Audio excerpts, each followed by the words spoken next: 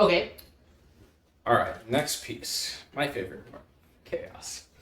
Uh, so we've got this picture of a low-level graphical model with some symmetry to it.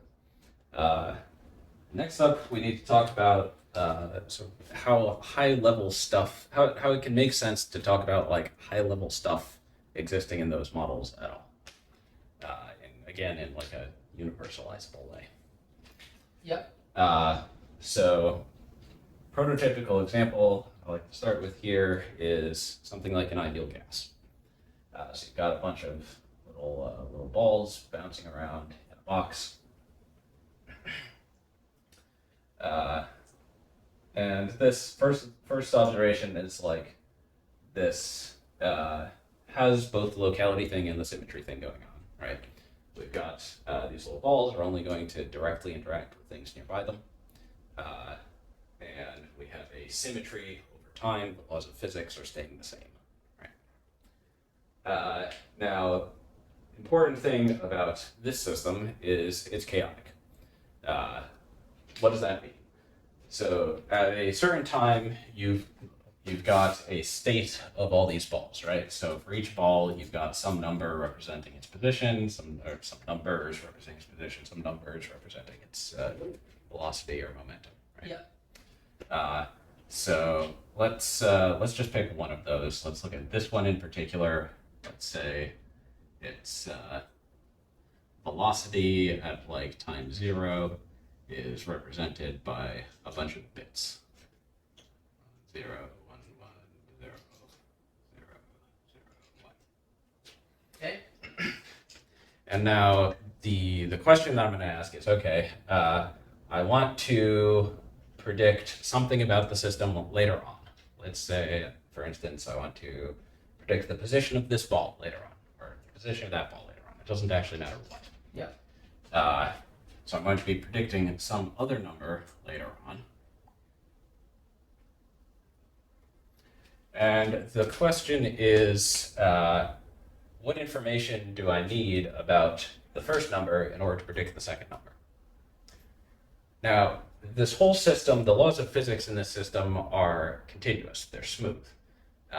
What that means in terms of like these bits is that if I only want to predict the first couple bits of, say, the velocity of that guy a little bit later, then I only need to know the first like 2 or 3 bits of the earlier velocity. So as long as I'm not looking very far ahead in time, I have something like this, and then to a good approximation, I can just like ignore the lower order bits. However, as I go forward in time, more and more of those bits become relevant. So if I want to predict the like first bit of the velocity of this guy later, or actually let's say position. Let's say I just want to predict whether this guy is going to be on this side of the box or this side of the box at some later time. Yeah.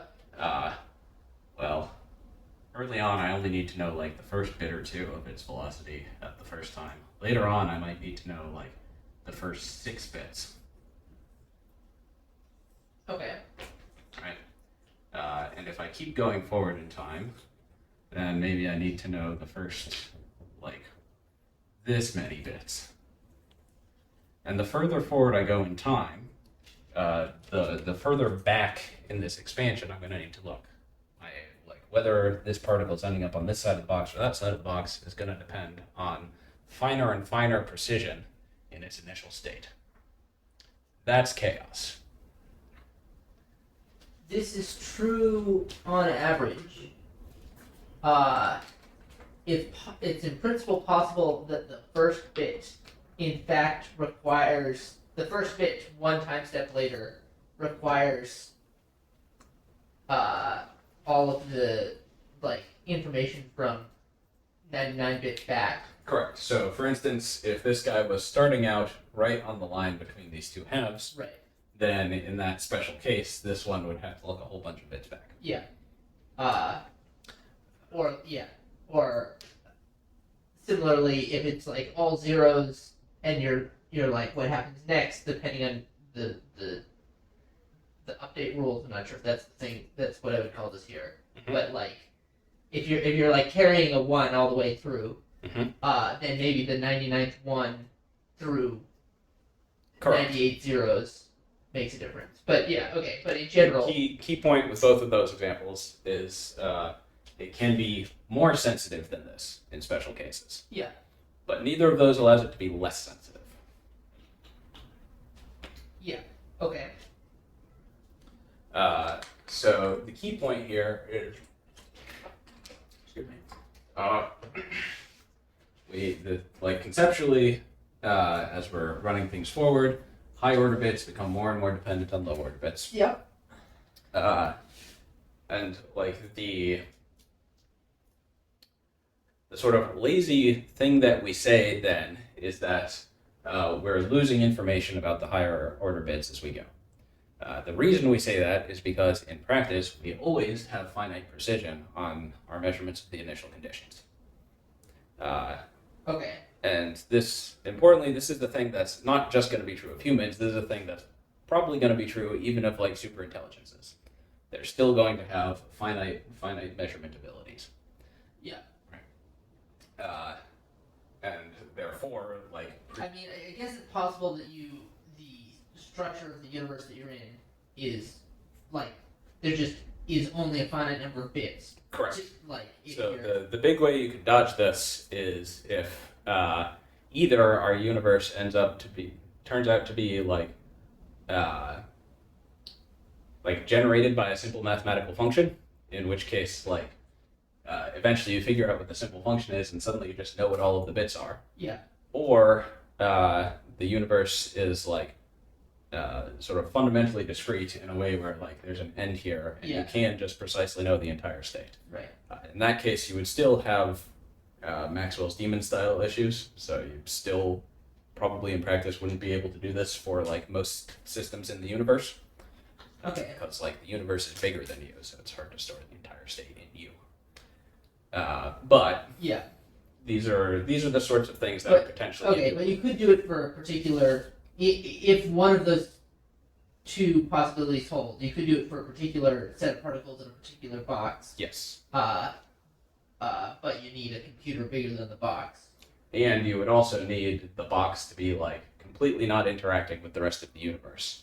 Because if a gamma ray comes in and flips one low order bit, then suddenly you have to account for that.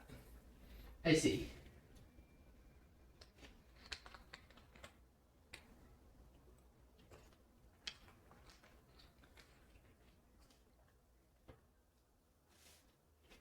And it actually has to be completely, because the whole point is that it's sensitive to very small changes. And it does matter how quickly it's sensitive. Yeah. In practice. Yeah. So there's always good, because you have to model the whole universe. There's a limit to how far forward you can predict how the system will evolve. Yep. And if you're lucky and the things are fundamentally discrete, you could maybe in principle do this, but still only for a limited period of time before your random gamma rays or some aliens moving, changing the gravitational effects or something,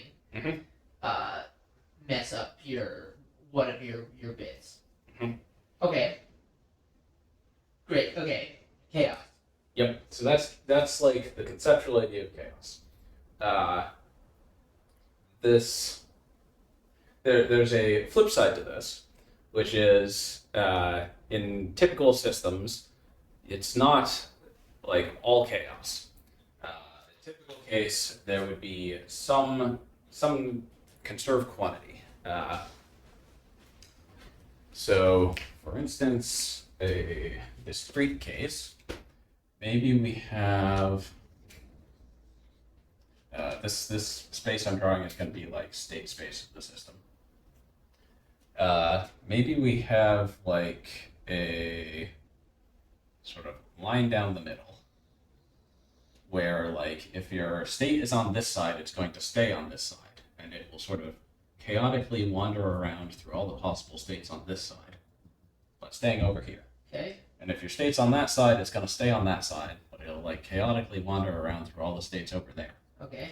And then we would say that we have a conserved quantity, where that quantity as a function of the state is something like an indicator that's 1 if you're on this side and 0 if you're on that side. Okay. That quantity is conserved over time, right?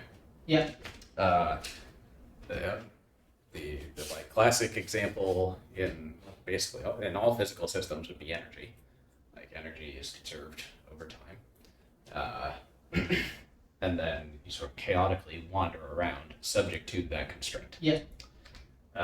Okay. Yeah. Our physical universe. So there's the state space of physical universes, Mhm. and our physical universe stays in some subspace of that state space, which is the possible states of physical universes that have exactly this much energy. Yes.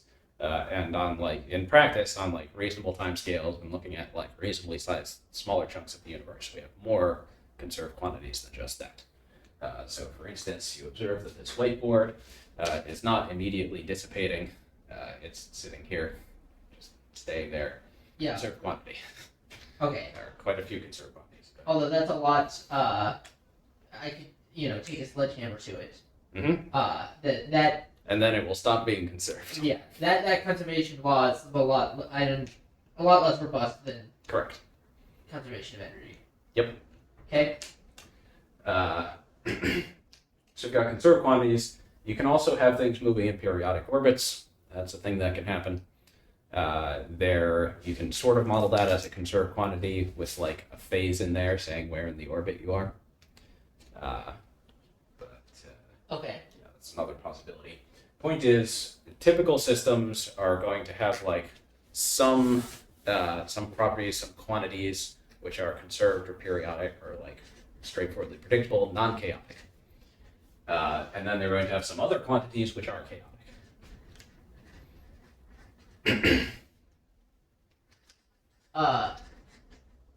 Just say that sentence again.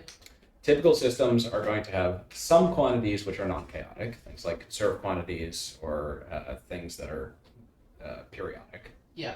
And they'll have some other quantities that are chaotic. Yeah. Okay. So there's some things that if you measure them, you know them. You know can them. reliably You can know them. reliably predict them well into the future. Yeah, and there are other quantities that you're losing information over time, in the sense that the limits of your knowledge at any time step become more relevant over time. Yep. Okay.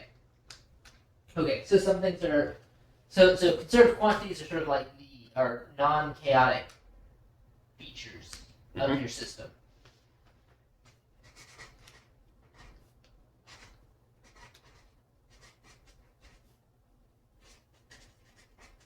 Okay.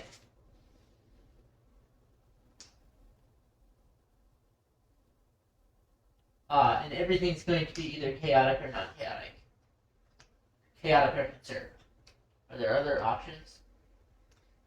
So technically, periodic is a little bit different than conserved, but chaotic or non-chaotic is a reasonable way to split things. They're to the extent that there's a continuum here, it's because things can be chaotic on different time scales. Yeah.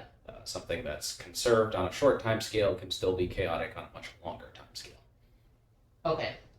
Diamond does eventually spontaneously break back down to gold. Okay. Okay. So that's like, so far this has been sort of the classic dynamical systems way of thinking about chaos. Now we're going to push it a little bit further. Okay.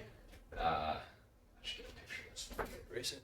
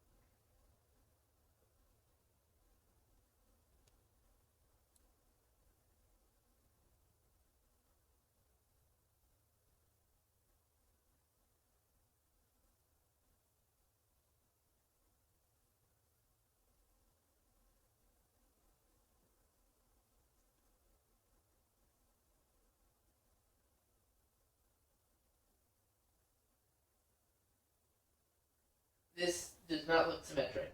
It's definitely not symmetric. The thing we're going to do immediately next does not require symmetry.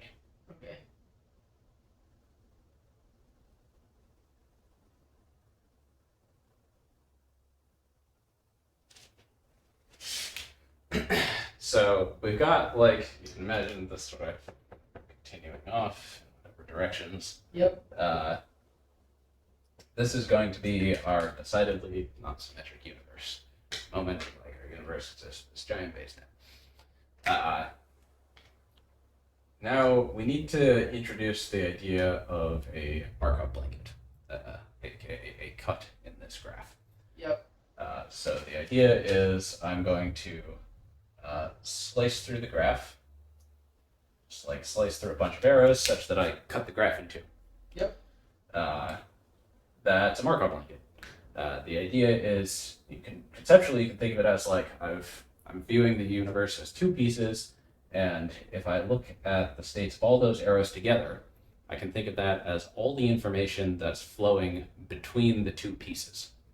In this case, I've drawn it so that all of the information is flowing from this side to that side. Yep. I could also draw one, say like this, where it's going both ways. Okay. The important point is just that I've sliced through all of the information that's flowing between the two. Okay, so the first one you drew is a slice through time. A time slice. Yeah. And the second one is through space? Space slice, yep. Okay. So the second one, an example of one that would look like that would be like I spatially split the universe in two along some plane. But not in your... But... And like each of these two halves is extending through time. Yeah. And exchanging information back and forth. Yep. Okay. Now, so far, when we've been talking about chaos, we've mostly been talking about things evolving through time. And that's the classic dynamical systems view, is the sort of thing that's chaotic is a bunch of states through time. So in other words, a bunch of these slices.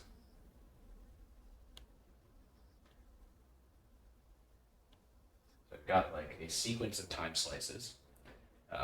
The state of the Markov blanket in each of those is just like state of the universe at a particular time. Okay. A little more degree of freedom in that, because we could take this slice to like not really correspond to a particular time. It's kind of funky to think of what it even means to think of a particular time across the whole universe because relativity, but like that's the idea. The Markov blanket is a particular slice, or is it the space between two slices? So the technical definition would say the Markov blanket is the random variables carried by each of these edges. So like if at each of these points I have some variable, like call that x, that y, that one z, sorry, not that one, that one z, then this Markov blanket would consist of x, y, z, etc.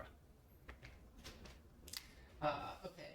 And then what reason that's useful as a technical definition is because then I can say, all right, if I control for the values of those variables. Right, okay. There's the last nodes before you cut the edges. Yeah, because those are the nodes whose values are being carried by these arrows. Right. Okay. Right. Right. So.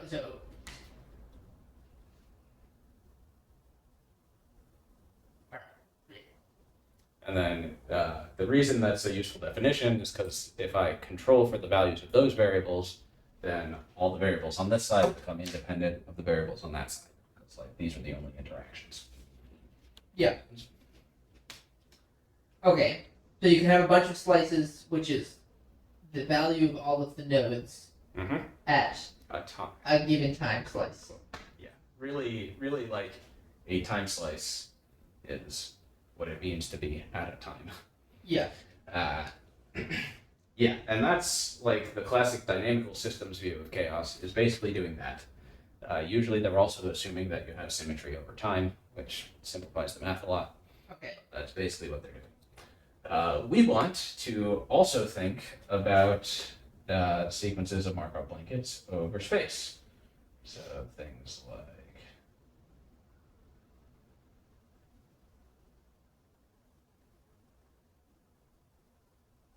so now we've got like a sequence going this way.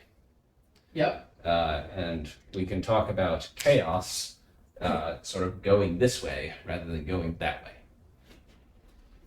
Okay, where you're going to take a measurement of the evolution of a system through the whole evolution of a whole system on the left side. It doesn't. You don't actually have to be measuring the whole system here. Remember, in like the example, the ideal gas example, what we're actually measuring is just like part of the state here, and then we're trying to make predictions about part of the state later on. Okay. And Okay. same thing here. So what we're measuring would be like you go look at some part of the system at like for some amount of time over here in this part of space, like on this side of the room. And then I'm going to make some predictions about something happening on this side of the room. And then in between those, there's like lots of space slices. Like stuff has to propagate from this side of the room to that side of the room, right?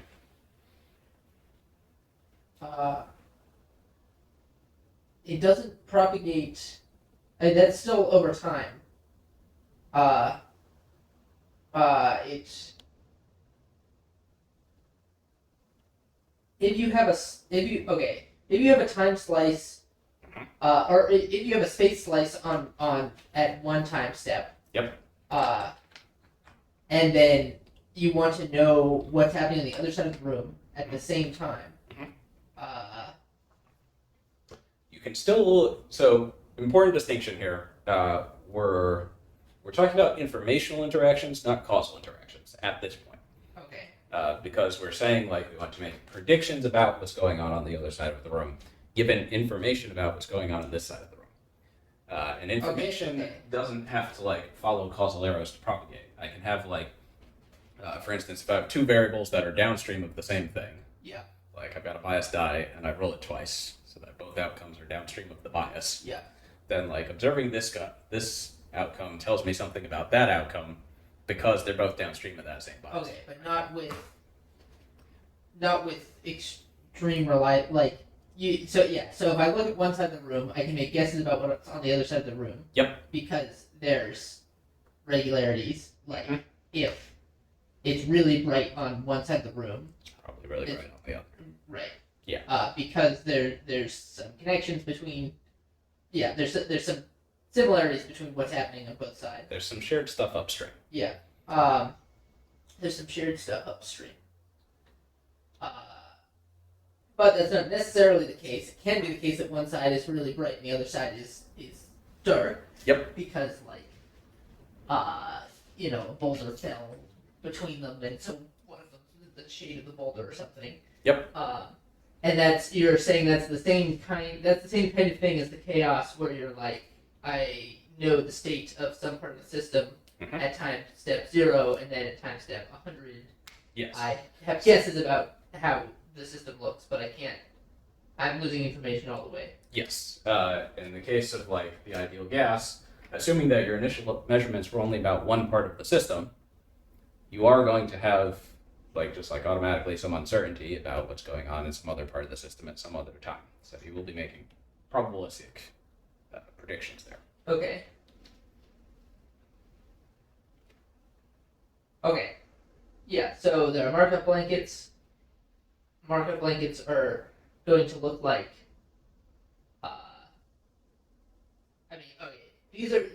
we have markup blankets that are approximately slices through time or approximately slices through space. Mm-hmm. I imagine you can also do a markup blanket that is cutting diagonally. Sure can. So you can do all sorts of crazy shit. You want to make like a little ball, that's fine. You cut out like a ball of space-time, that's fair game. You want to make a markup blanket that goes like this, that's a totally valid choice.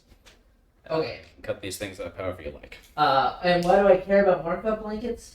So the reason we're introducing them now is to introduce this idea of like a sequence of markup blankets. Yeah. And then you have chaos that instead of operating over time, like you're losing information over like time 1 versus time 2 versus time 3 versus time 4, Instead, you're losing information from like chaos-like phenomena over Markov blanket 1, Markov blanket 2, Markov blanket 3, Markov blanket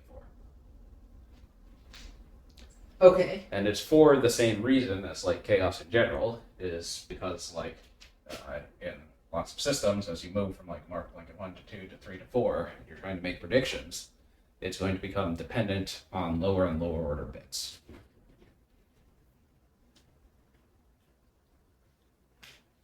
Okay. You numbered the Markov blankets, although where you draw them is arbitrary. Mhm. Especially if the like it can be the case that there's one arrow on one side of the graph, or one edge on one side of the graph, and then a series of 3 edges on the other side of the graph, and you have to decide where to cut it. Yep. I guess you could make a Markov blanket after every edge. Yep. So this is a place where we want to be setting things up so that the things we're saying don't care that much about which Markov blankets you pick. Okay. The thing that we're using these Markov blankets to do, or the thing that we want to use them for, is to say like, look, in the underlying system, there's going to be a bunch of information loss because of like chaos type mechanisms. And regardless, if like I'm able to use this sequence of Markov blankets to say, okay, most of the information is being lost between here and here, then that's still going to be true once I forget about the Markov blankets. It's sort of an underlying fact about the universe that I have very limited ability to predict this guy from that guy. And I'm using the Markov blankets as a tool to establish that, to talk about that. Okay. Make sense? I think so. Yep. All right. What's next? All right, let me check my notes.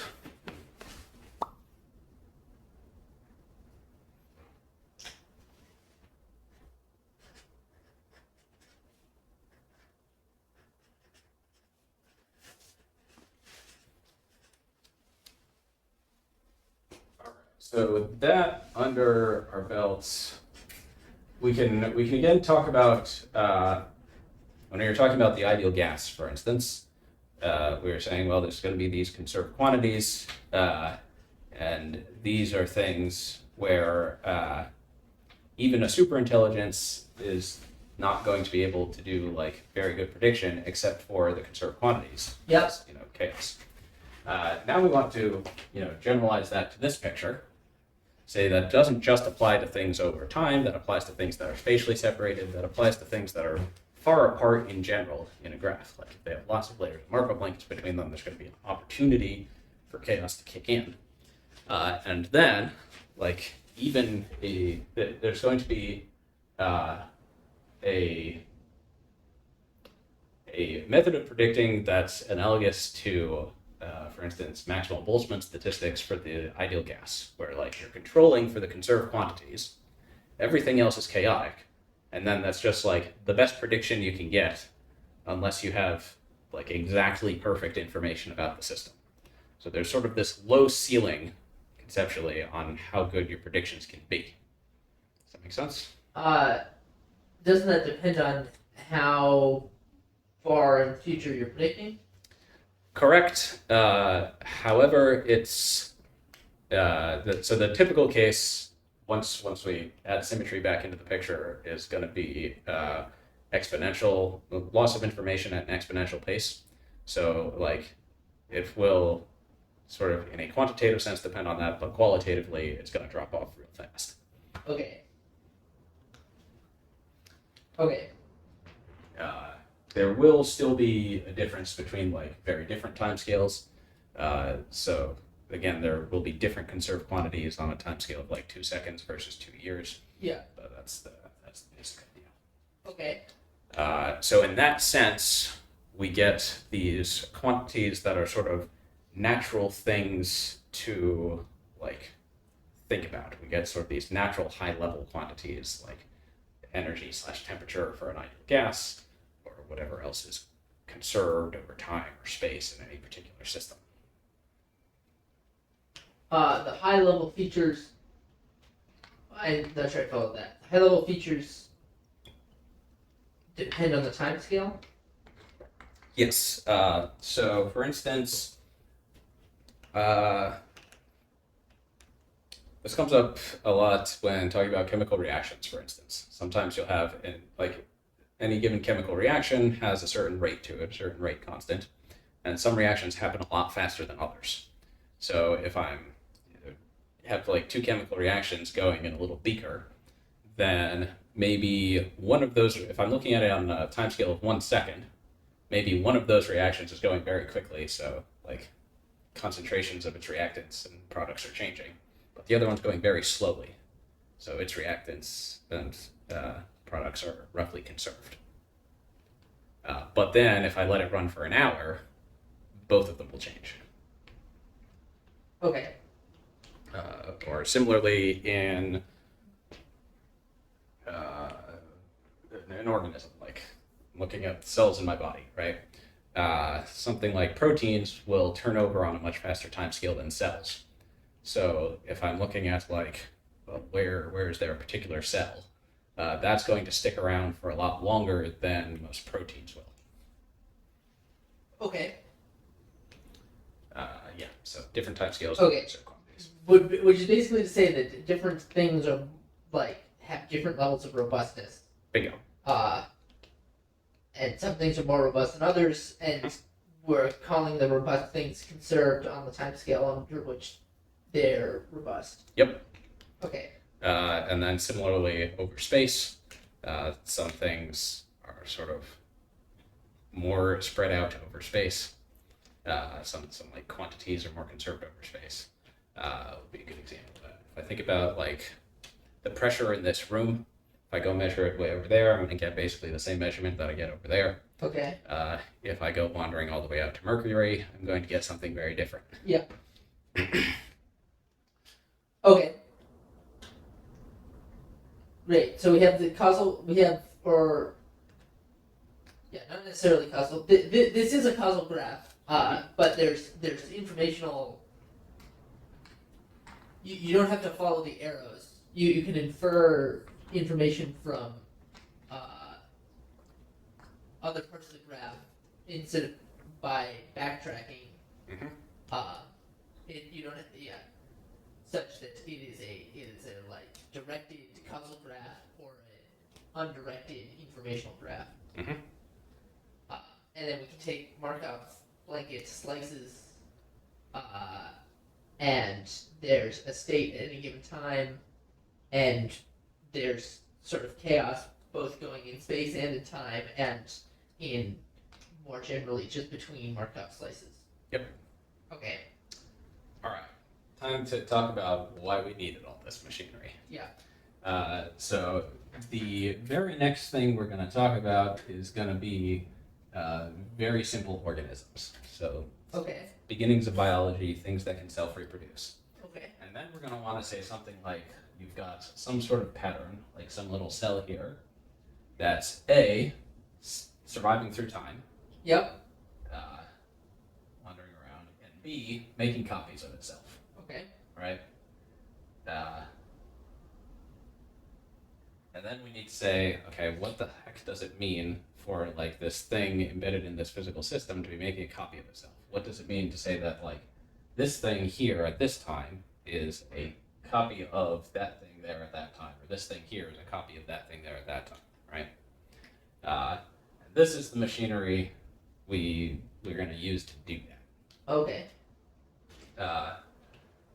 So first of all, let's set up like why this is sort of a tricky question in the first place. Cells notoriously turn over all their constituents, so it's certainly not like these guys are made of the same molecules, right? Yeah.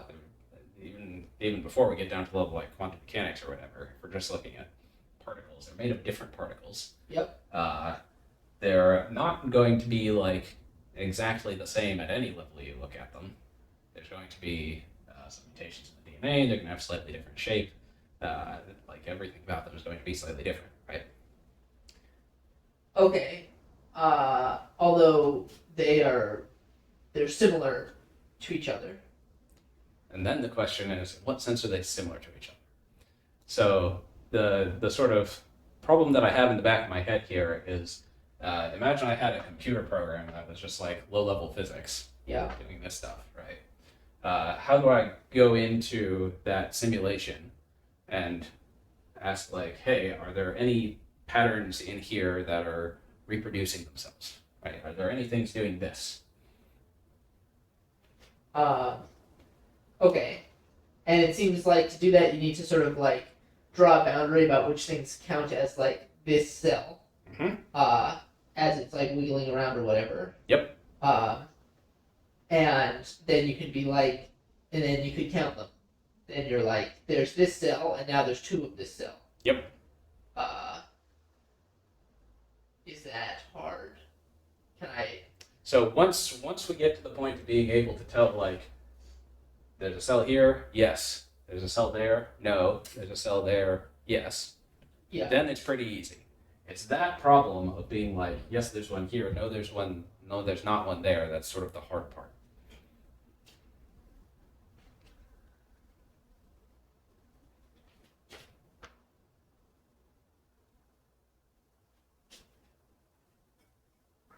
Okay, so I have a big causal graph, and then I want to identify, like, so first and foremost, I'm just trying to identify objects. And objects are going to be things that are conserved on some time scale, or there are some properties that are conserved on some time scale. There's a little bit more to objects than that, but that's going to be like the main building block. We're going to get to that shortly.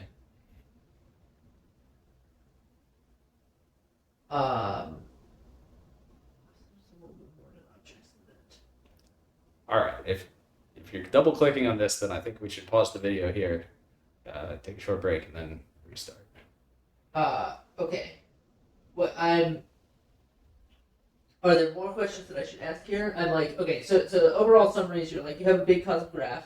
There are some things, it's not just true of cells, there are also like rocks and stuff. Yep. You're maybe like less interested in like, is that the same rock or something, but you're like, here's a rock, and then 2 time steps later, or 2 Markov blankets later, there's also a rock. Yep. There are a bunch of, you can tell because the particles are like roughly in the same shape. You can take your rock and look at it with a microscope and see that it has like all the same little defects in there at the 2 temps. Yeah. Which I guess in your causal,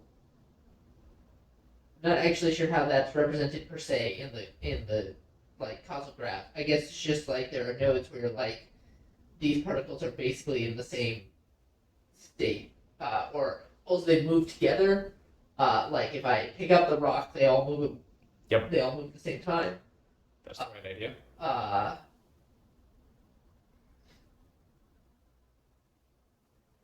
Yeah. So okay. So there's like a list of regularities that, or I don't know if I want to call them regularities. There's a list of properties that objects have, such that you can identify them in the causal graph, like that. Maybe this is like, then you also maybe want to talk about fluids and gases, but like starting with rigid body objects are the easiest starting point. Yeah. There are a bunch of low-level features which remain the same between different Markov blankets. Yep. And then also they all change at once. The term for each of the particles' elevation changes. They all change by the same factor. Correct. I guess unless the rock is rotating. You can pretty easily extend that story to talk about rotation. Yeah. Okay. And so that's what objects are. You need some amount, so it's going to be fuzzy, given that molecules are bouncing around a little bit. They're bouncing around a lot more in cells than in rocks. Yep. So, like in cells, everything's like squiggling around, the ribosomes are doing stuff.